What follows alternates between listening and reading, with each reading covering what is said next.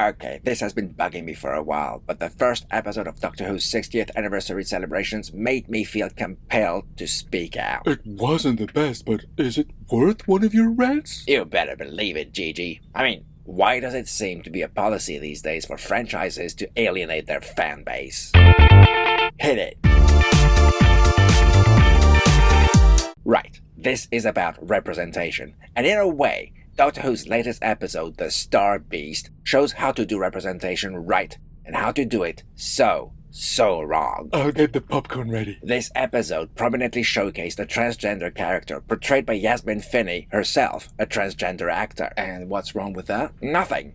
Absolutely nothing. In fact, representation in entertainment is a good and powerful way to make societal changes more acceptable for the majority of the population, so that's totally fine. So if that's fine, what's the issue then? It's the way it's been done, Mouse. And what's so maddening is that Russell T Davies did an excellent job with it at first. Okay, so If you're not following the intricacies of the show's development, i.e., if you're not a total nerd like us... Which means, if you're most of the population. Exactly. You wouldn't know Yasmin's trans. So you'd be following the latest adventure of the newly regenerated Doctor and hopefully enjoying the ride. Okay. And the first hint of a so-called trans agenda appears when the Doctor hails a cab and the psychic paper still thinks he's a she. Oh, I know some roads even taxi drivers don't, trust me. Grandmaster of the knowledge. That says Grand Mistress. Oh, catch up. Oh yeah, that was funny. It certainly was, and I've been informed it's not uncommon for newly transitioned trans people to accidentally misgender themselves, so that moment was totally relatable for them. While others would just think it's funny because the Doctor had just been a woman. Exactly. The joke worked on multiple levels, depending on who's watching. A great way to get different people engaged and feeling positive about the story. Score 1 for Davies. The next couple of scenes are relevant to the day-to-day life of a trans person, such as when Rose got bullied on her way home. Well, Jason, you alright? Alright, looking good, Jason. Well, give us a kiss, Joe boy. And when her grandmother Sylvia accidentally misgendered her. When I say she looks gorgeous, is that right? I mean, is it sexist? Never said it to him when he was... Oh. Damn, I missed those. You are probably too busy munching on our corn supplies. It's true that when it gets crunchy, I do miss what's being said on the screen. And in a way, that's my point. These were incredibly subtle moments. Those scenes evolved to show how incredibly supportive Rose's family are to her, but it's not done in an in-your-face way, and they can be easily missed if you're not paying close attention. Or if you chew loudly. Whether you do or don't get them, they don't detract from the story. Rose's gender isn't relevant. For now. I'll get to that.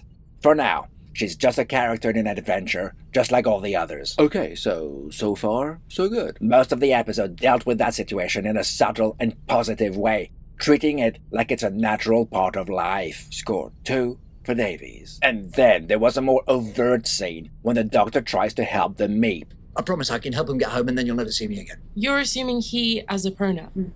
True. Yes, sorry, good point. Are you he or she? Or they? That's certainly less subtle. It is, but I found it absolutely fine. Doctor Who is a family show, which aims to entertain, but also, sometimes, to educate. It used to do it more in the early days. Indeed, and Chibnall tried to bring it back in some of his episodes. I'd rather we didn't speak about Chibnall, thank you very much. Sorry, McCluck. So, yeah, what's the Meep's gender? We're faced with a fluffy creature from outer space. Is it male, female, something else? In that respect, raising the question of pronouns is perfectly valid. It's not berating nor disparaging. Correct. What I liked the most about that scene was the Doctor identifying with how the Meep likes to be referred to. My chosen pronoun is the definite article. I am always the Meep.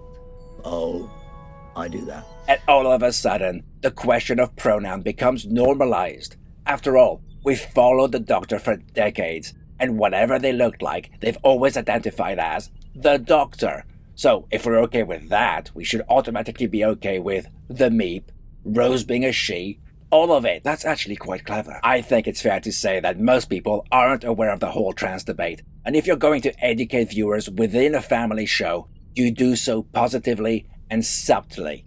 And I thought including the show's main character to reinforce the concept was a great and simple move. Actually, isn't the doctor gender fluid? Totally. I mean, he was just a woman, wasn't he? Score 3 for Davies. This is more praise than Rants, McCluck. Well, that's because I feel it's important that our audience sees what I view as the positives before I lay into it and potentially get mauled. Raising power to shields. So, whereas up to now representation was positive, inclusive, and not in your face, it's like Davies had enough of that and resorted to the sledgehammer approach for his finale. You're really not mincing your words there. Just listen to it.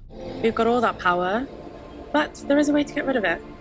Something a male-presenting Time Lord will never understand. So now, trans people are better than anyone else, even the Doctor. And you know nothing. It's a shame you're not a woman anymore. She'd have understood. Women know better and have got a simple solution to a life-threatening crisis. Just let it go. Like the song? Yeah, but not as catchy. Hang on, not even Donna knew of that oh-so-simple solution when she was afflicted with a meta-crisis 15 years ago. That was conveniently brushed aside for this scene, but come on.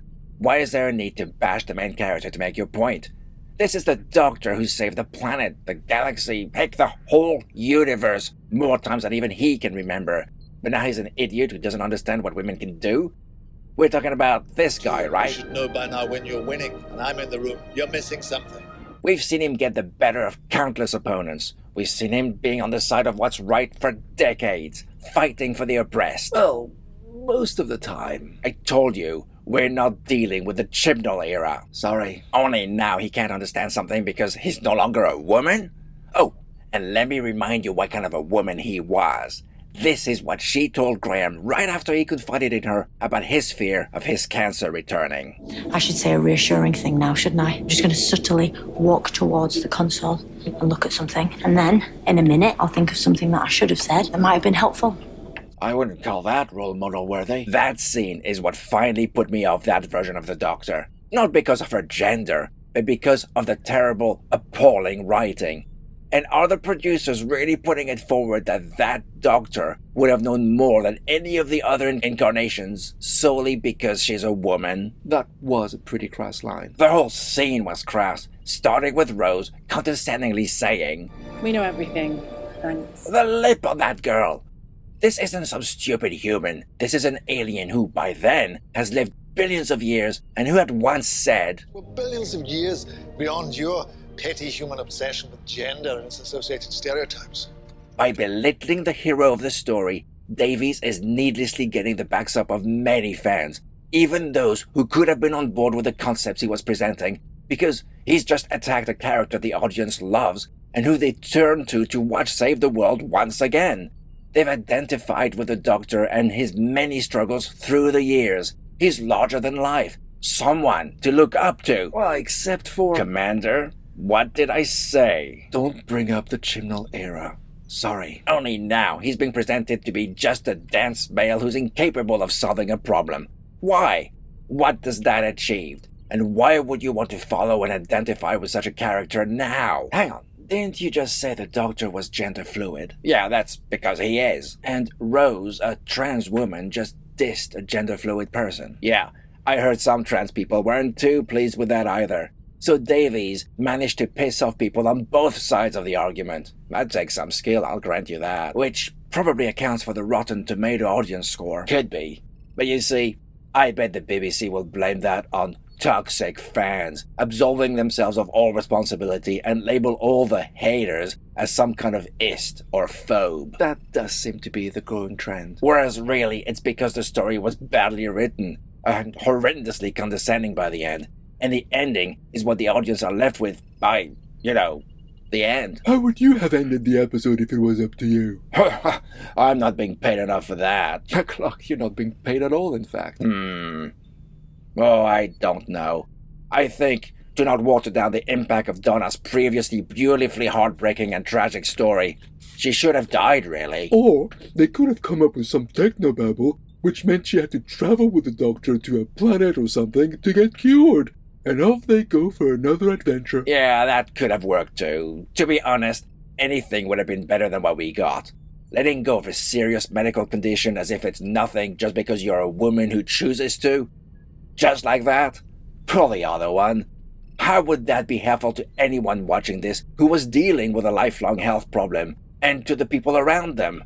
And to think someone got paid for writing that. It was a bit of a letdown, to be sure. I can't see it as anything but purposefully pissing off large sections of the audience.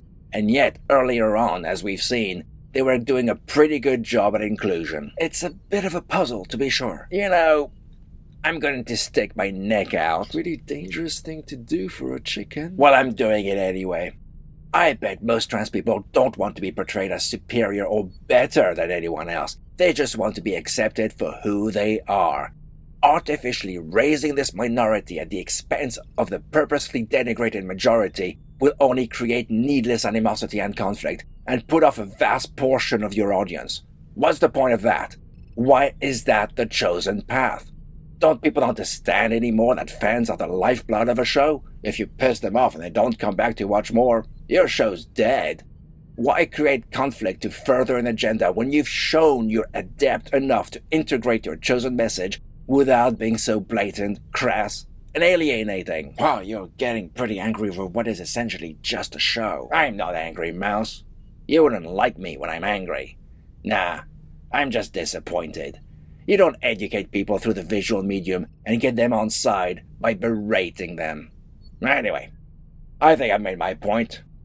Feel free to express yourselves in the comments, and I'll give you the response you deserve.